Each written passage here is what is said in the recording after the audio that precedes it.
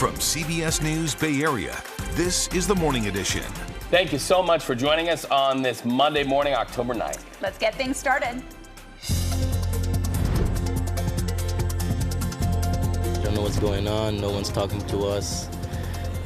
We can't get in contact with anyone. Pain and loss for Israelis and Palestinians as the fighting continues for another day. I am ashamed of what Israel is doing. The fact that we're still even arguing Jewish existence in 2023 is pretty shocking. People taking to the streets and doing rallies in San Francisco, voicing outrage over the Middle East conflict.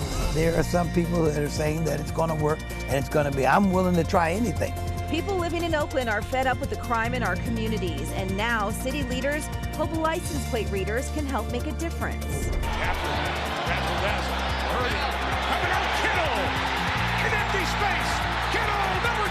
It was their largest challenge of the young season, but the Niners said, not a problem. San Francisco makes it clear they're the top dogs in the NFC.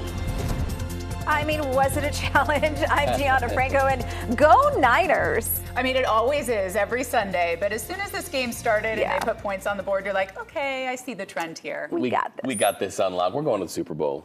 Yeah. I just know it. As in we, all three of us, Shamil Shmal, like we're going to Vegas. We're going to the Super Bowl. I'm Reed Cowan, by the way. Hey, let's talk about a change in the weather coming up, and let's bring in Jess because I am kind of looking forward to it. We had the beautiful warm weekend. The week before was kind of toasty. I'm ready for that cool fall feeling. It's finally starting to feel like fall, Reed. I'm already trying to plan out the coffee shop I want to hang out later today at when I could just, drink my pumpkin spice latte and have like a little bit cooler weather in the forecast for us. It's cloudy today as we're waking up this morning. And you know what's interesting? We also have some rain in the forecast right around the corner. So for many of us, as we're waking up to these cloudy skies this morning and these cool temperatures too, let me add that to the map. We are waking up with fall-like weather with some rain just offshore as it's slowly starting to creep its way towards us. We're not going to get a lot of it. I will start off by saying that. The North Bay will get hit first. We'll see a little bit more up there and along our coast compared to areas like our East Bay, but I'll show you the numbers in a second. Here's what we're looking at right now throughout the Bay Area. 50s all the way up into the North Bay too, near Novato, Petaluma. And as we head into the next couple hours, look at our first alert Doppler. That system's already starting to sweep its way in. This is part one of two systems that will move their way in early this week, bringing us light showers in the forecast right around the corner. This matched with our second system. So here's that first one, that frontal system moving its way in. It's all part of a huge area of low pressure. Here's Tuesday's system as we wake up tomorrow.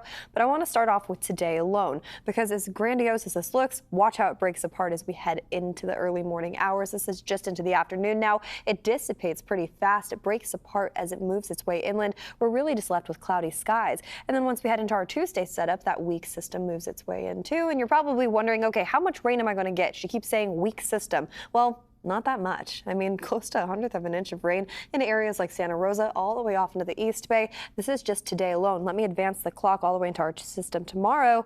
We're really not seeing a huge amount, at least along our coastline either, close to Bodega Bay all the way down into San Francisco.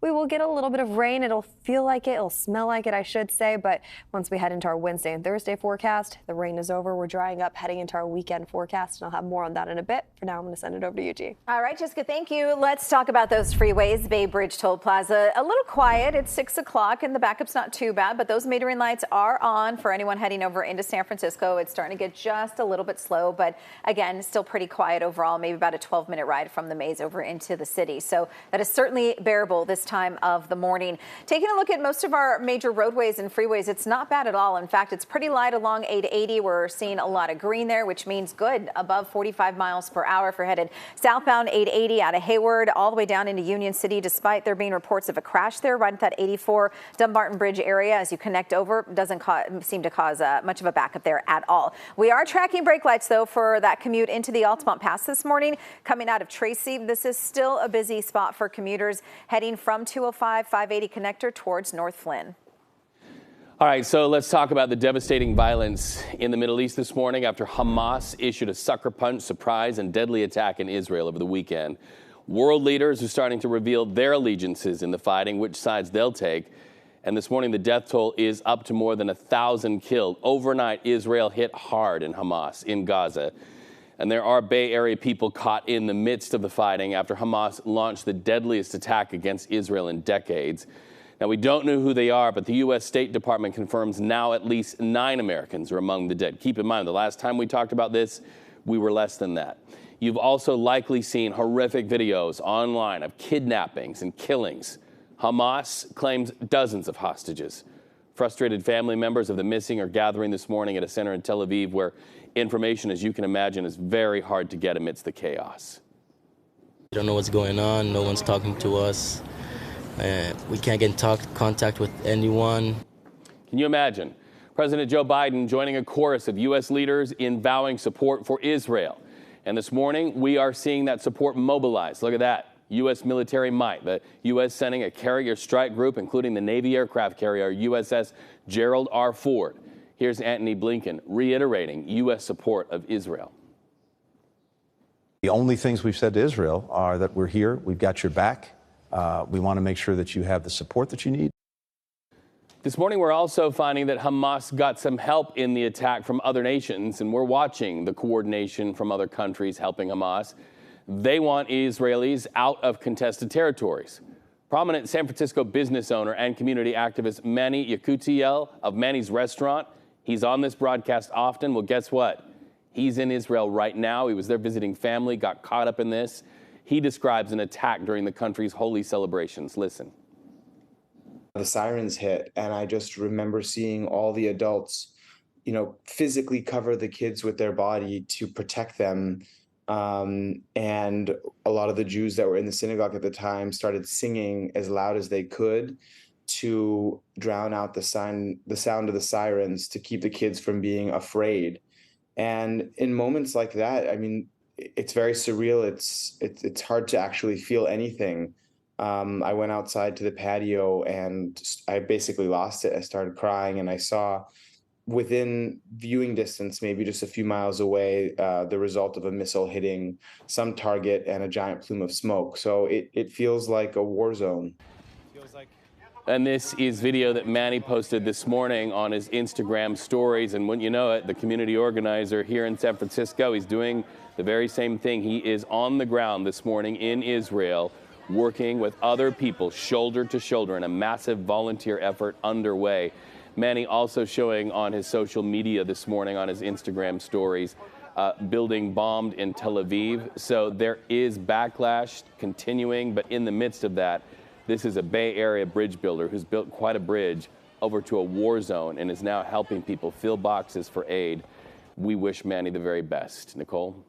Well, back here in the U.S., Reed, rallies held across the country in support of Israel. These were just some of the demonstrations that we saw all over the country, from Los Angeles to New York to Florida.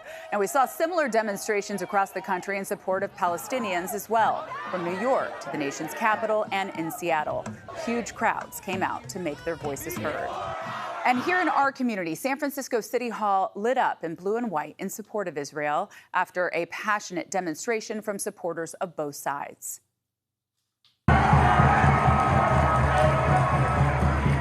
This is how it looked in the financial district yesterday afternoon. Police were called out, but thankfully there were no reports of violence between the groups. Betty Yu was there.